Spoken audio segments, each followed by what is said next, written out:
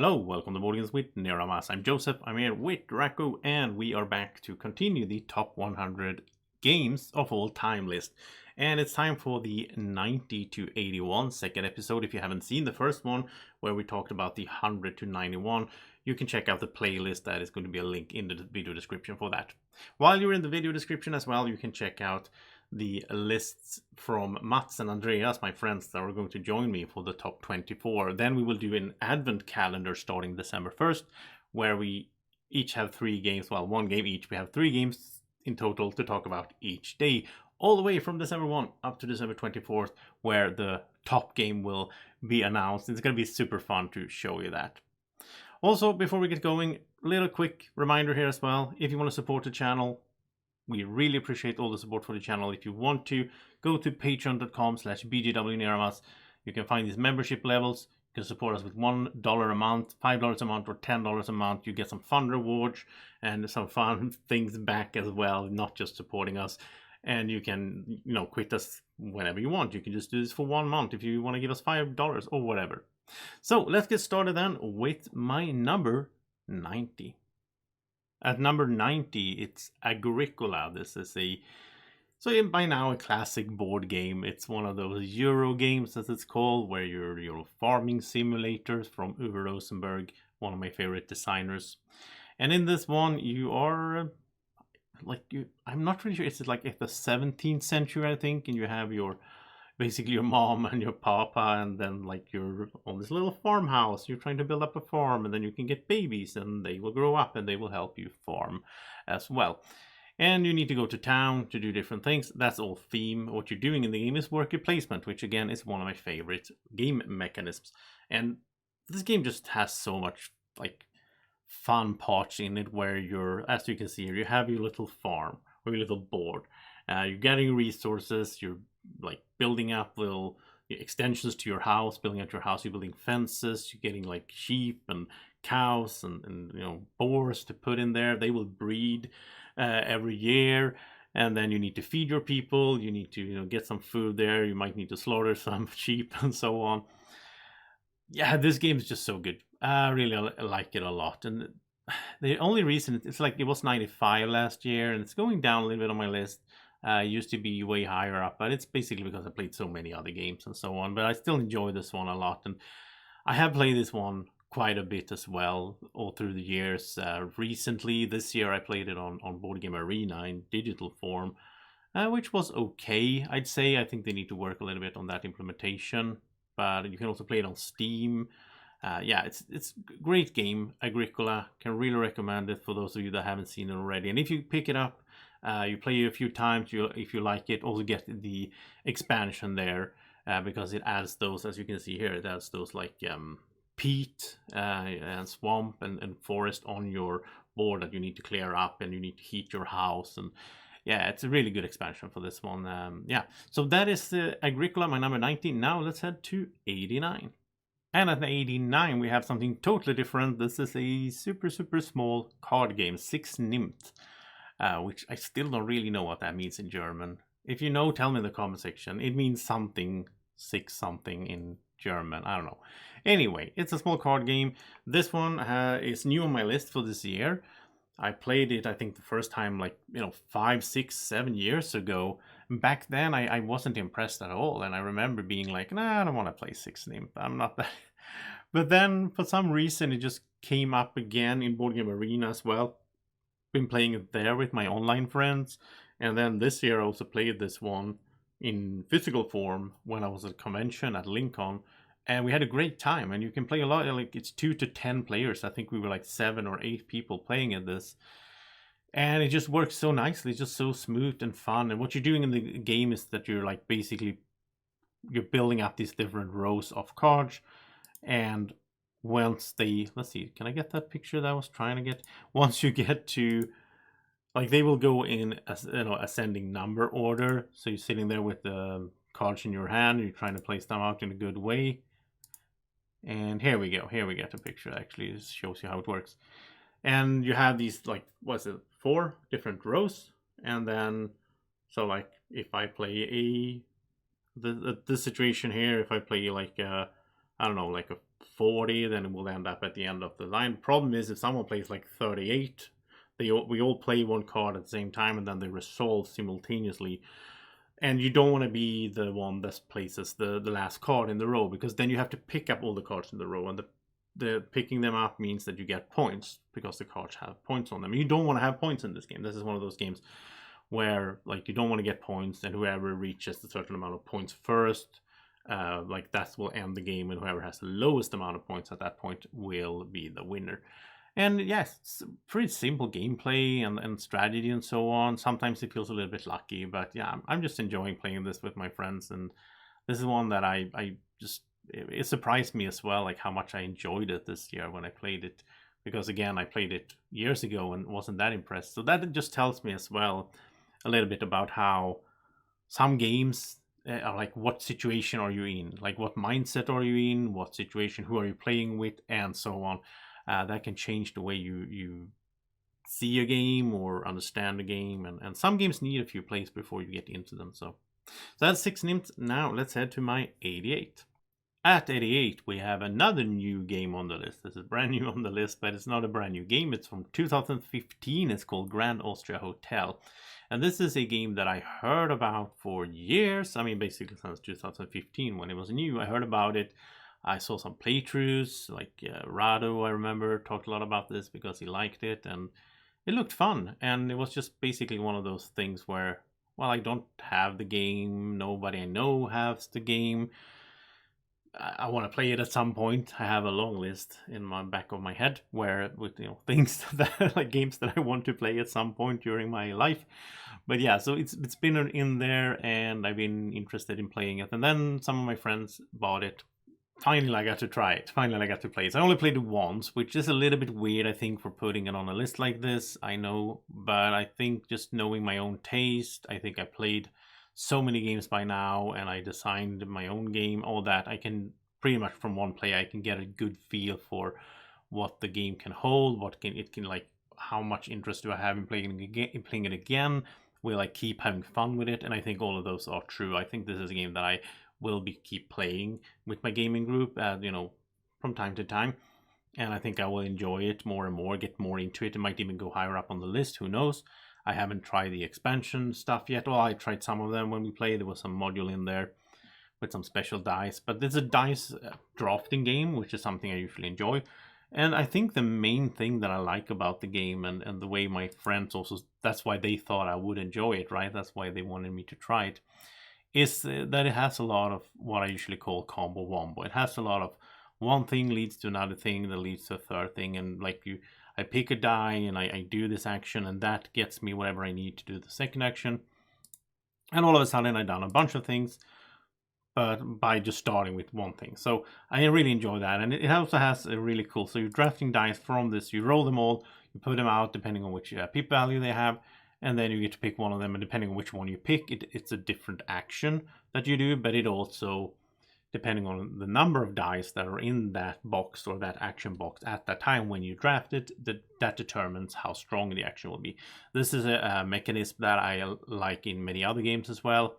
I played a few games that has this, and something I really like. And I think it's an interesting, because it's basically randomness, but it's input randomness, right? So it's not like I roll a die to see how well I performed, which I usually don't like that much in games, because that's output randomness. And this one you have the input randomness, where we're all sitting there and we're all facing the same situation, or the same, this round we roll the dice. Oh, there's no 2s. Then we can't go pick up those resources because there's no 2s. Well, maybe we can use the 6s because they're wild. Maybe we can do things to manipulate that, because that's also something I enjoy a lot. When you have dice in a game, I want to have ways to manipulate the dice and get around the luck, so to speak. So a lot of good things going on in this one, and it's also fun how it has these, like, it's a combination of the dice drafting. You have your cards, you have your board, and you have like basically a little bit of an area thing on your board where you're trying to get like all the blue rooms in one way. And this game reminds me a lot about like Stefan Feld games. There's some games coming later on the list that are those Stefan Feld games that I'm thinking of. This is from Simone Luciani though, and Virginio Gigli. So it's not Stefan Feld, but maybe they were inspired by Stefan Feld. He's been around a long time, I guess, and been making a lot of board games. So I feel like there's some inspiration in there. And I also played some other games from these guys that also are similar in a way, but yeah, really enjoy Grand Austria Hotel. I can recommend you to check this one out if you like those mid-weight Euros with a lot of combo stuff in it. And at 87, it's Raiders of the North Sea. This is a digital playthrough I'm showing you here because I don't have a playthrough of the actual physical board game. I only did a playthrough of the digital game for some reason. This is a worker placement game, and it has some... Well, first of all, it's a Viking themed game. You go out pillaging. I really like that stuff. I'm a Swede. I think that's cool. And I love the artwork in these games as well. There's this, like, this is a part of a trilogy of games where I don't enjoy the other ones nearly as much as this one. But anyway, so the way it works is that you only have one worker at a time. You always have one worker. You start out with the weakest type of worker, and you place it on the board, and you do the action where you place the worker, like most worker placement games.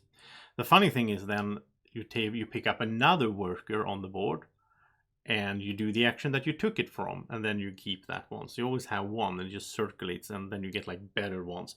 So later on in the game, when I do an action, like I go out pillaging, I might get a better style, like a stronger worker, but then I will use that worker and I will pick up another one. So then at your turn, you can pick up my good worker. So yeah, there's so much interesting. I love the twist to... I love when you take one of those like worker placement or deck building or all these like classic, like standard game mechanisms that are in a lot of board games or card games and so on. And you take that and you just make like a twist on it that makes it more interesting. That changes it up in that interesting way. And I really think they did it here. This is something I think is really cool. And this digital version actually works really well as well. You can play like a solo campaign style where it gets harder and harder. You can play against AI and so on. I still have this on Steam, of course, but I don't have the board game anymore. As I talked about previously, I sold a huge part of my collection due to needing the money, really, instead of having it sitting there. So I don't have this one in my collection anymore, but I can play it digital if I want to. And also, this is one that I definitely will say yes to if someone at a convention or game night, whatever, if they can bring it and they ask me if I want to play it, I'll say yes. Because Raiders of the North Sea is really fun. Next up is a game that has been way higher up on my list. I think it was number 1 even, like when I started doing the list in 2016, is Star Wars Imperial Assault. And I love Star Wars, and I love this game for what it is. This is rolling dice, shooting your blasters, fighting with your lightsabers. One player is the Empire, which is the side I prefer to play. And then the other players, you can play like, I think from 2 to 5. So the other players are controlling rebel characters and that are, trying to do missions. Now, the reason this has gone down on my list, and the reason it might not be on my list next year. I haven't even played it last year, to be honest. But I still love it. I love the memories of it, especially. But the reason it's going down is mainly that this game is not really that like balanced. I mean, it's a big campaign game. It takes a lot of hours to play, and it's really fun what you're doing. Like, and especially I will say the Empire. That's why I like being it, because you know what's gonna happen. Sorry, this is an old video as well. It's terrible quality there, but yeah, you know what's going to happen in the scenario when, like, when you open the door or when you do different things, there might be new stormtroopers running in or whatever, and it's exciting sitting there being like, oh well, I can't wait for them to get to this point because then this will happen. You're almost like a dungeon master in a sense. But yeah, the reason it's gone down is of course the fact that it's a big campaign game, so I have a really hard time getting it to the table. You can play skirmish as well, where you just like fight it out like a tactical skirmish game, but I never got into that really, and I don't really have any friend or anything that are into that either that I can play it with. So that is the main thing, and also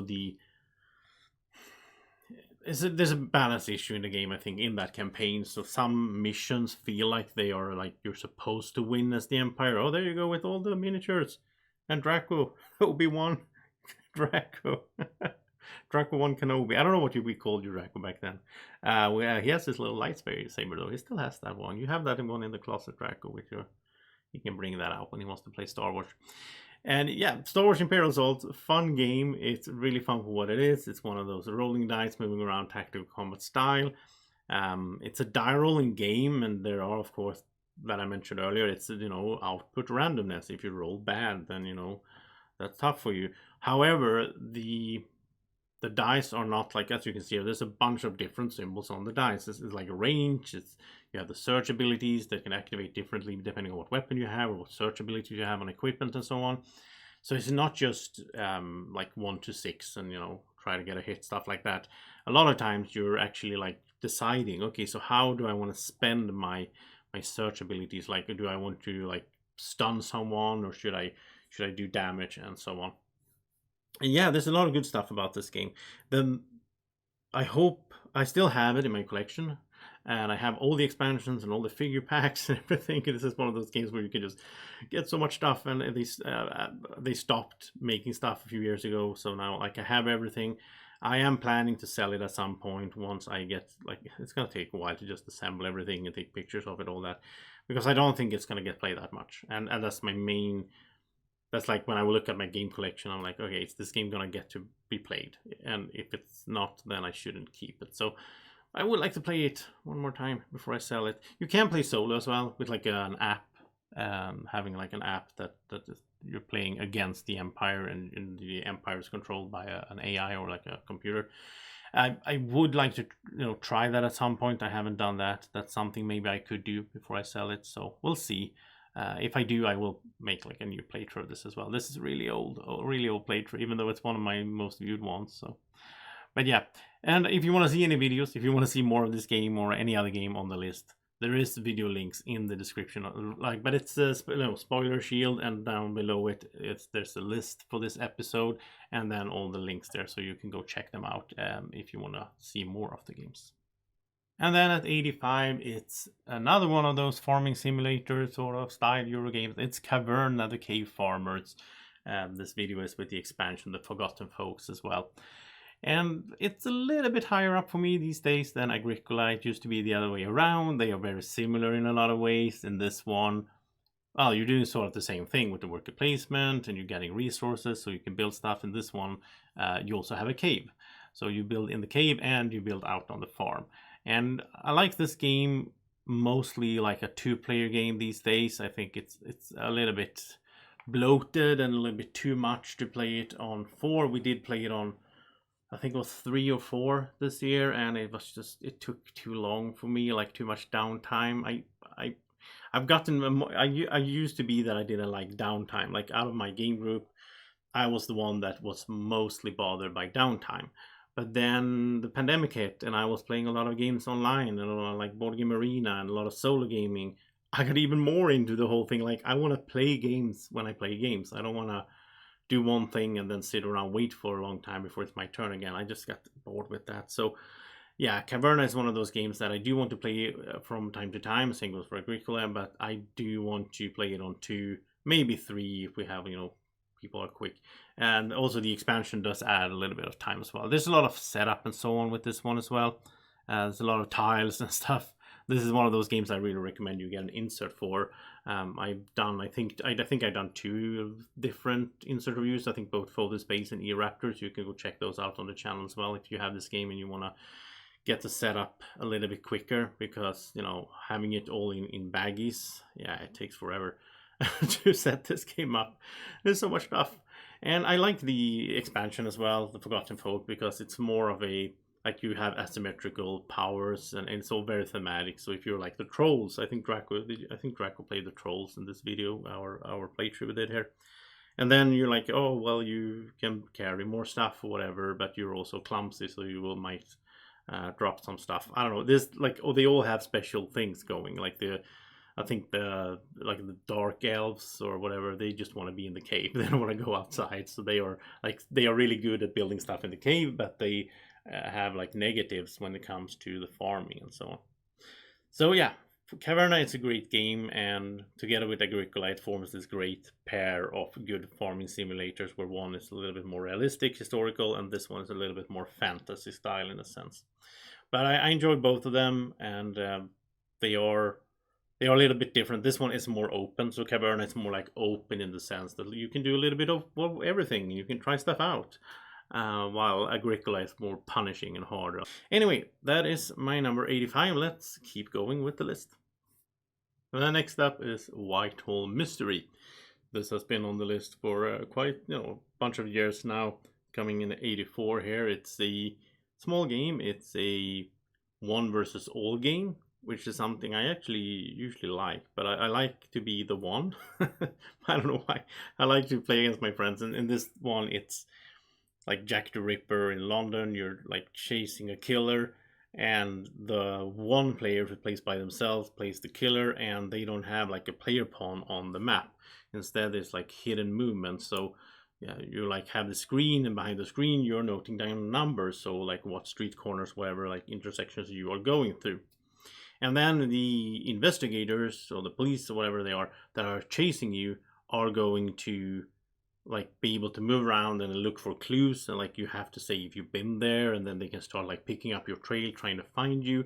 As the killer, you're trying to reach different spots on the map to, I don't know, it's kind of a terrible theme in the sense, but you're like dropping off body parts of the victim. I don't know why you're doing that. You like basically cut someone up and then you go around London. I don't know why the killer is doing that. I have no idea. It's just absurd. But that's the game. And I said this before in my top hundreds when I had this one on my list, that I need to play more of these type of games, like hidden movement games, where you like it's. I mean, I like deduction as well, though. I mean, in a sense, I do like being the investigators as well, because then you're trying to deduce. So like, here's the player's shield for the killer, and having all this like map. So like you can keep track here of where you've been, and then you can move, and then you have some special ability cards. So sometimes you can move like double 2 spaces, or you can take like a shortcut through an alley and so on. Yeah, I need to play more of these kinds of games. I know that there's I think there's like 1 or 2 more in this type of game. I think it's called Jack, one of them. I think, and I think it's this one. This is Whitehall Mystery. I wonder if this one called Whitehall as well, something like that. There's more of these games that have this like hidden thing. Another one that I used to like a lot was Fury of Dracula, where one is Dracula and you have a big map and it's a long game and all that. But that's not in my top 100 these days, because it's like it's too long, and it's hard to get to the table, and I haven't played it in a long while. So yeah. But Whitehall Mystery, I can recommend. This is a fairly quick game, and it's easy to just set up and get started playing. And I had some really good moments with this game when I managed to like fool my friends, to like walk straight behind them, and they're like looking for me, and I'm actually just behind you. Like, they don't think about that. They don't look behind them. It has so much fun stuff with this one. So Whitehall Mystery. Now let's head to the next one. Right, so XCOM the board game at 83. This is a really fun game. It is a super hard co-op game. This is a cooperative game where it has some few features that are something I usually don't like that much, but I really like XCOM, and I really like it in here, and it works really nice. So it's app assisted. You need to have an app on a phone or a tablet and so on while you play, and it's also a part of the game. So like half of the game is timed and half of it is not. So basically the planning phase is timed, and then the resolution phase you roll some dice and so on, and then you don't have the time pressure. But I really recommend you to play this one with the app and have the music on and the sound effects, because it's like really thematic. It really stresses you out with the music and like the sound effects, all that. And you're XCOM, you're trying to defend the Earth from an alien invasion. And it's really cool how this game, you play it on, this is one of those games I recommend you play on 4. I tried playing this on 2 or 3 as well. You could technically play it solo, but it would be super intense. I don't know, because everyone has a role, and this is why I think the game is so good. I think this is where the game is a cooperative game where there's no alpha game, and there's no like, I'm telling you should do this thing on your turn, because I have no way of doing that, because we're doing our stuff at the same time during time pressure. And if I'm in charge of like the aerial defense and the aircrafters and the airship, the alien, the UFOs coming in, and I need to fight them off, I'm like totally focused in my thing, and someone else is taking care of the finances, and like so we can't buy too many units because we don't have enough money, and that's going to create more panic in the world. Yeah, this game is a lot of fun. This is one I would like to play a little bit more often than I get to. It's one that I have a little bit hard time getting my friends to play, because I think, I don't think that many board gamers are so much into this whole stressful, like you got to do so you have 6 seconds to make a decision. They don't like that stuff because they're mostly like Euro gamers and so on. But I really enjoy this one. And there's an expansion that I played with as well. I do have that one, where I actually painted the miniatures a bit. And this is one game that I keep in my collection. I'm never getting rid of this, because it's just one of those games that are so unique. Like, it's not just another Euro farming game. This is something totally different. And I do like the XCOM and the whole theme a lot. I played through all the XCOM games on the computer multiple times, and I really like those. And I like alien invasion movies and so on. So yeah, can really recommend XCOM. If you haven't tried this one out, this is an experience. But make sure you are exactly 4 players. That makes the game the most fun, and also makes it a little bit easier, even though it's super hard anyway to win this game. And next one here is Nemesis. So just randomly they happen to end up next to each other because thematically this is very similar to the XCOM game, even though this is more like XCOM is of course XCOM you're on the Earth. In Nemesis, this is basically Alien or Aliens, the board game, because it's just that it's not, they don't have the license. I guess that's why it's called Nemesis. But you're on a ship. It's a cooperative game, or you can play it as a semi-cooperative game where someone is a traitor. I would never do that. I hate semi-co-ops in games. I don't like that in this kind of game. I like social deduction games where there's like traitors or there's hidden roles, all that stuff, because that's quick and more of the easygoing games. This is a big board game with really huge, cool miniatures, and you're playing for hours. And I just don't like that when someone is like all of a sudden, oh, this person was like a traitor all along. Just not fun for me. I don't know why. Here we have like the cool miniatures and all that. The Queen Alien. And you're on the ship, so it's like basically it's kind of like Alien, the movie, where you're on the ship and you're trying to, like, there's aliens on the ship. In this one, it's multiple aliens though, and you can also, like, you have a lot of weapons, you have equipment. The way the base of the game is somewhat similar to a lot of co-op games like Pandemic, or where you have like a certain amount of action sort of on your turn, or you can spend cards in order to do actions. You move around, you can interact with the rooms you're in. So depending on which room you have to explore first, and then depending on which room you're in, you can like repair something. You can craft a med kit or a flamethrower or whatever. And you have like a goal that you're trying to achieve. So, and you, depending on you, I think you draw the goal randomly at the start of the game, and then depending on which goal you have, you're trying to like go into cryo sleep and set the, you've got to make sure that the engines work, and you got to set the destination to Earth. But then you got to make sure there's no aliens on, or maybe you're trying to blow up the ship and escape in one of the escape pods. And it's super hard. It's a really hard game. These kind of co-op games should be. There's a lot of excitement in this game. When you move, you can move like slowly, or you can move quicker, but then you make more noise. If you make noise, that could attract the aliens. There's a lot of cool stuff going on in this game. I mean, just one thing that is super cool is that you can get like infected, and you draw a little card, and then before you go into like one of the escape pods, before you go to Earth, you want to make sure you're not infected, so you don't bring like whatever virus or whatever to Earth. And then you have a little thing where you can stick the card in, and then that will reveal if the card says infected or not. It's like this kind of, I don't know what it's called, but like this reddish plastic thing that was like in some toys in my childhood. So it's really cool gadgets in this game as well, and the theme is super strong. You really get into the theme, you feel stressed and all that, you feel the pressure, and it's like, oh, the aliens are getting closer, and you're trying to survive. Yeah, so much fun with this one. I really want to play this soon again. I really enjoy Nemesis. I will try to bring this to my gaming group. This is more of a min-max game. You can figure stuff out. There's less randomness than, of course, in the XCOM game, and there's no timed things. So I think this is one I could be more successful trying to get my gaming group to play. So yeah, that's Nemesis. Really cool game. Now let's head to the last one for this week. And the last game of this week and this episode, number 81, is Colt Express. This is another game that I haven't made a video of, but it's kind of tricky to do in a sense. I will need some good camera angles and stuff. This is a really fun game. So you're like trying to rob a train.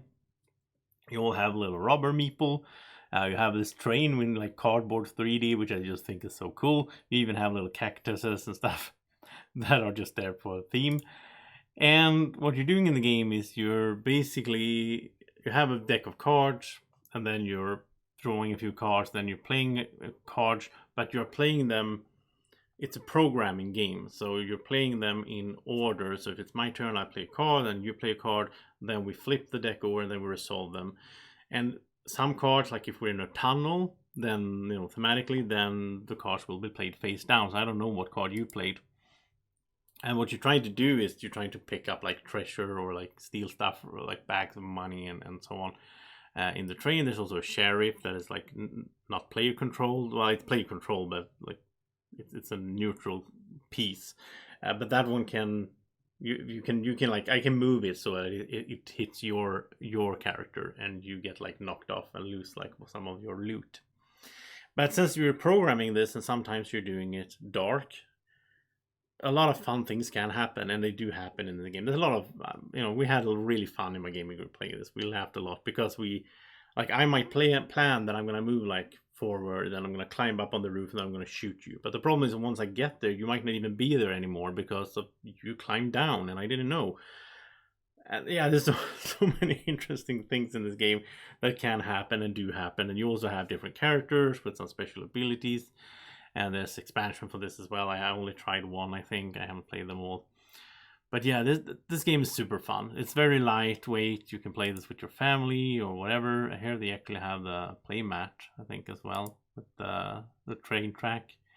And yeah, you can see a little bit here of the characters and all that and the different cards. And I like programming in games, and this one works great. And this was one of the games that inspired me to do my Draco's Adventure game that is coming out sometime in the future as well. It's almost done, where Draco and his fellow dragons are competing on a racing track like Super Mario Bros.